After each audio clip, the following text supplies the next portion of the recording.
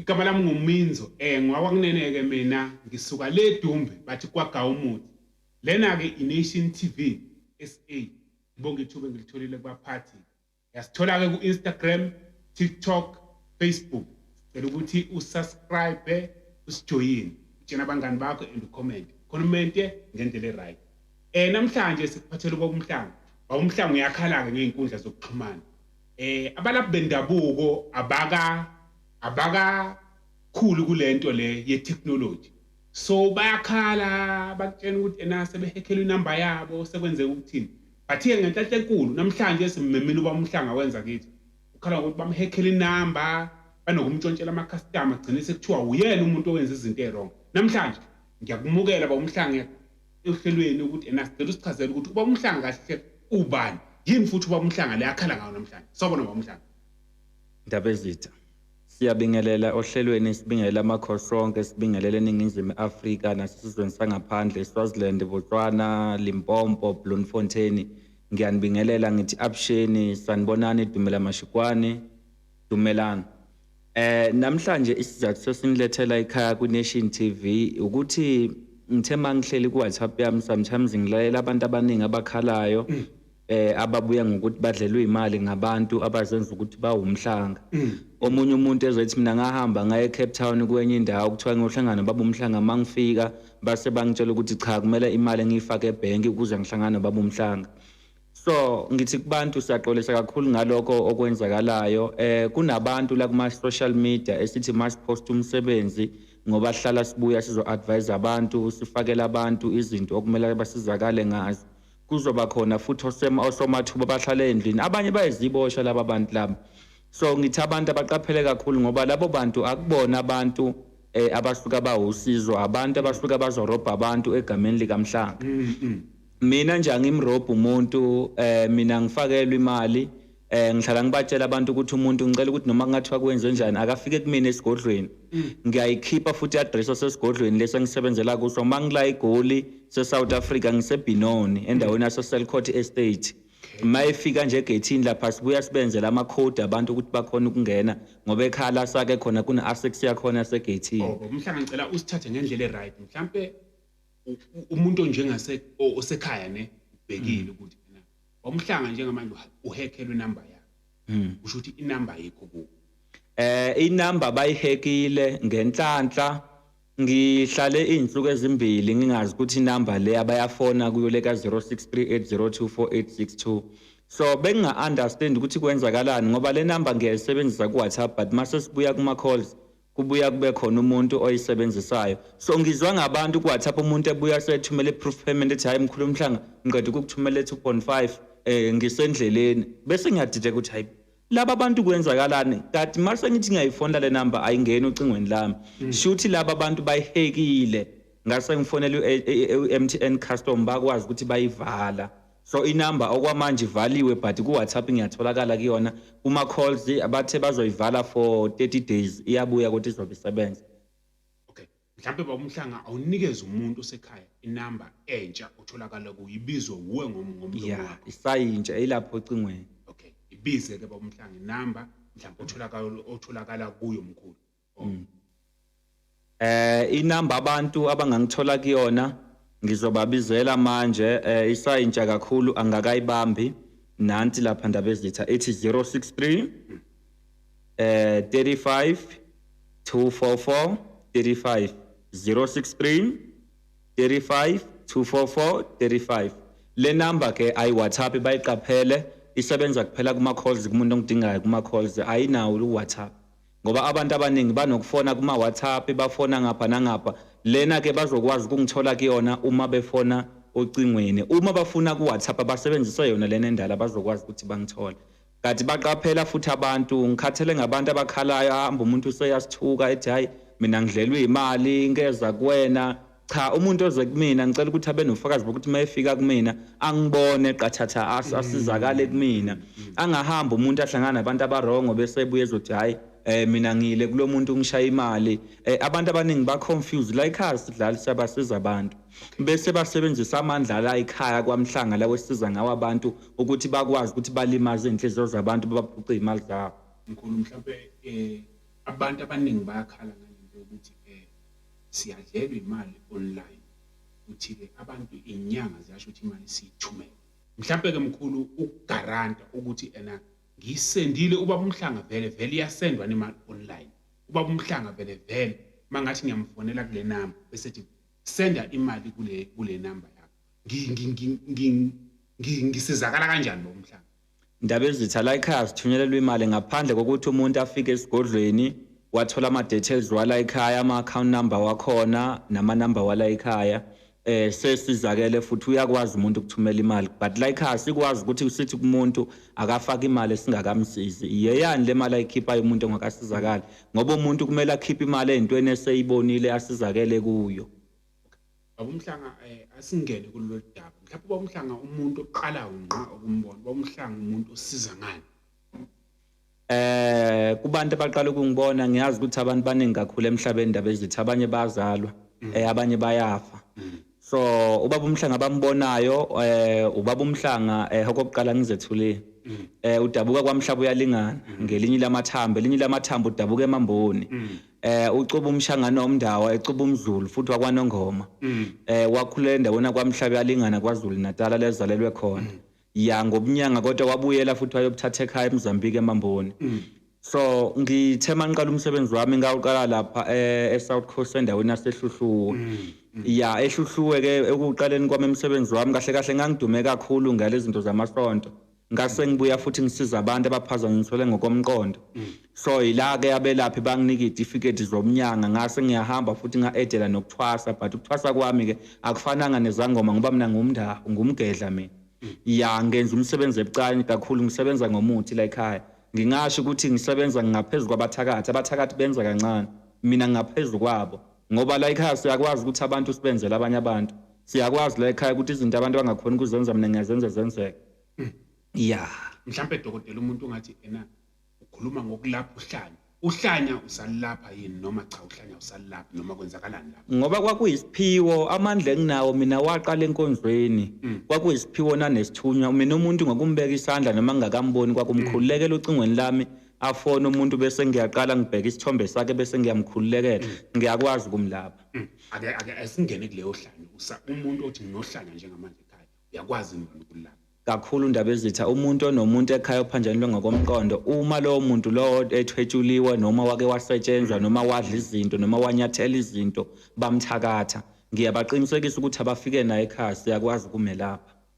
Mhlawumbe-ke baba uMhlanga njengamanje iphinde i-address yakho sigweme lokhu kuthiwe wena usudla imali yomuntu vele ukuveze lokho ukuthi utholakala nendawo. Abantu baqaphela banganaka amavidiyo endala ubaba uMhlanga esasebenzele eNatal isikhathi esiningi ekhaya eHluhluwe. Baba uMhlanga okay usaveza nje lokho ake sikuveze ukuthi ubaba uMhlanga uke wasebenza eNatal kodwa ubaba uMhlanga asatholakala futhi eNatal. Kakhulu indaba ezithi ubaba uMhlanga nje eqala ukusebenza abantu esebenzele endaweni yaseHluhluwe kwaZulu Natal. Waze wanyuka ngokomsebenzi wayothenga umuzi endaweni yaseBhaliti eThekwini la wayesiza khona abantu. But ngokuhamba kwesikhathi ke ngase ngibona ukuthi okay umsebenzi wami uhamba kakhulu eGauteng ngoba ugqile kakhulu kulabantu baseLimpopo Bloemfontein. So bayababaza indaba long distance, bayakhala ukuthi hayi mkhulu siyafisa kodwa manje hey asikhona ukufinyelela kuwe ntate. So ngibona ukuthi no man ake labantu ngibenzele izinto zibelula. Kwasuka enye insizwa nje sake sakuveza lokho ngo-October yazongithengela umuzi la eGoli. So yangibuyisa eBenoni la ngikhona ukuthi sengizosizela khona abantu. So ngitholakala la eBenoni uma imisebenzi esiyenzayo mhlawumbe ebucayi ihlula ukuthi siyenza la eBenoni ngeke ngimethatha umuntu ngeyami transport ngihamba naye eMamboni. Ke eMamboni kula kutholakala khona izinto ngoba omunye umuntu uyafika ethi mina ngikhathele ukuhlupheka baba uMhlanga ngifuna ama-short boy ke kunye okujulile eminyangeni sikubiza ukuthi abafana abafishane. So asikwazi ukuzenza lezo zinto la eGoli zenzelwe emakhaya ngoba kumele kuthwetshulwe, kumele kuvuswe amathuna, kumele kuvuswe amathambo ukuze kufike kuvukela abafana umuntu afuna ukubasebenzisa. But lokho sikwenza kuphela kubantu abafuna ukuthwala ngoba abantu abafana izinto abazifunayo. Tshela mina ngama-short boys umuntu osekhaya na ama-short boys ngezela mnandi igama kodwa ngiyafuna ama-short boys wenza kanjani? Igama limnandi kuthiwa ama-boys but umuntu aqaphela ukuthi yonke into ebizwa nge-boss mina ngoba nginabasebenzi abawu-91 nje bangibiza nge-boss. Abasebenzi bami kubona ngoba basebenza kimi baholelwa yimina. Ya so wazi ukuthi nawe uma nama-short boy kahle usuka unomphathi. Ya igama elithi short boy, ushort kusho ukuthi lo muntu umfishane, isilungu leso.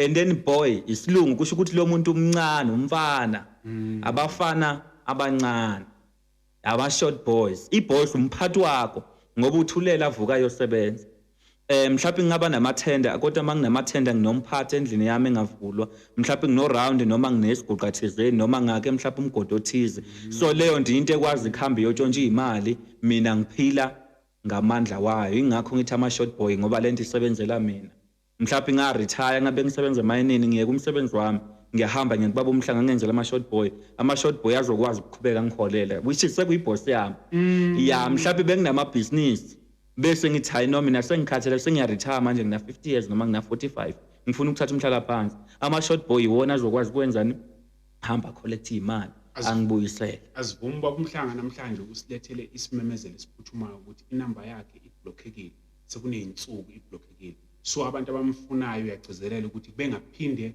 besebenzise leya namba uzobatshena futhi ukuhamba kwesikhathi umhlanga ngiyajabula ukuthi yena ukhona cela ukuthi uphinde ubabizela abantu inamba yakho entsha utholakala kuyo futhi ukuthi uxhumana kanjani sicela ithuba Ndaba Ezitha leya number leya isazovulwa kodwa bathe insuku ezu28 okwamanje ngeke bathole umuntu ngoba ivaliwe izosebenza but isavaliwe ngoba inamba yama business like angiregister entweni eziningi kakhulu ngapha ema-truckini ikhona nasema-hotel bayifakile so bathu MTN bazokwazi ukusibuyisela yona basayi-process bayifaka kwi-contract but okwamanje kulaba abaphuthumayo mhlawumbe abafisa ukukhuluma nami noma abafisa ukufika ekhaya ngoba abantu baney'nkinga ezihlukahlukene ngikhuluma nawe nje omunye ekhaya uyadabukisa kanako ngisho ukudla thina sisiza abantu asizi kuphela ngomuthi nomuntu ohluphekile nabantu siyabasiza abanye sibakele izindlu singabantu esisiza abantu ekhaya nanti inamba abangasithola kuyo ithi 063 35 244 35 063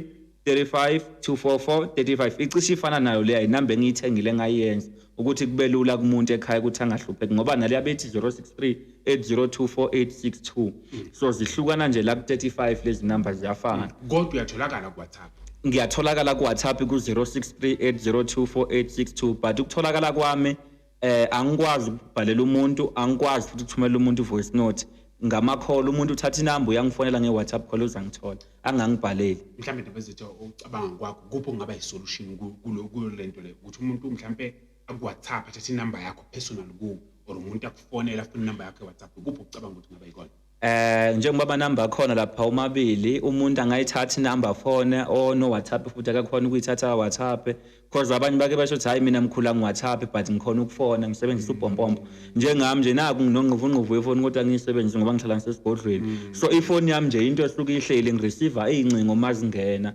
khona abanye-ke emakhaya bangosomabhizinisi abasebakhulile njengami abangakwazi ukuphatha amafoni bayareceiver kuphela lowo muntu akangifonela ngekhola angangibhaleli Qhamukela lapha ekhaya ngiyacabanga ukuthi uyezwa ukuthi uyacaciselela ukuthi ubaba uMhlanga ngoba efikile futhi sim-interviewer la ukuthi inamba yakhe ihackiwe and ukuhackwa kwayo kunabantu abasenda imali kuyo okuyingqikithi enkulu kakhulu so uyanxusa ukuthi abantu bengayisendi imali kwinamba yakhe inamba yakhe ngoba ivalekile iyatholakala ku WhatsApp kodwa itholakala ku call ungathi mawusukhulume nomuntu khuluma yonke into nasendeleni imali bese wena ubuya kubaba uMhlanga uzothi sengisendileke nansi imali so uyagcizelela lokho unikezile inamba nathi njenge-Nation TV uzama ukuthi ibhale la escreenini inamba sizohlukanisa ukuthi WhatsApp number bese siyasho ukuthi i-call number ngithemba ukuthi nizwile lapho mbukele ekhaya mhlawumbe uMhlanga khona usafuna ukusho mhlawumbe sesivala ngoba ngangichazile nje ukuthi abantu sobe sibathulela izinto ngamanani aphansi kakhulu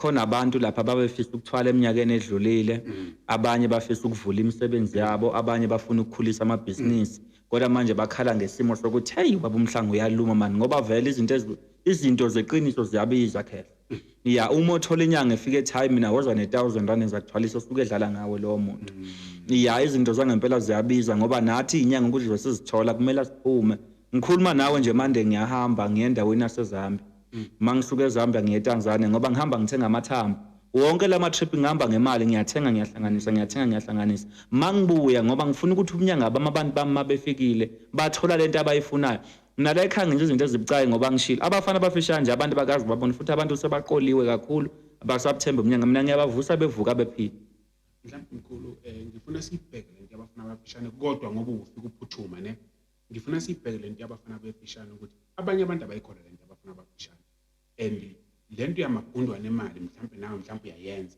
lento mhlawumbe enyoko mhlawumbe lento yamagundwane emali ikhona nomkhulu. Ndaba ezitha angithandi ukufakaza kakhulu ngesimo engakaze ngiphila ngaphansi kwaso. Eyamagundwane angakawaboni ngamehlo asebenza kuthiwa nali igundwane liyathumeka.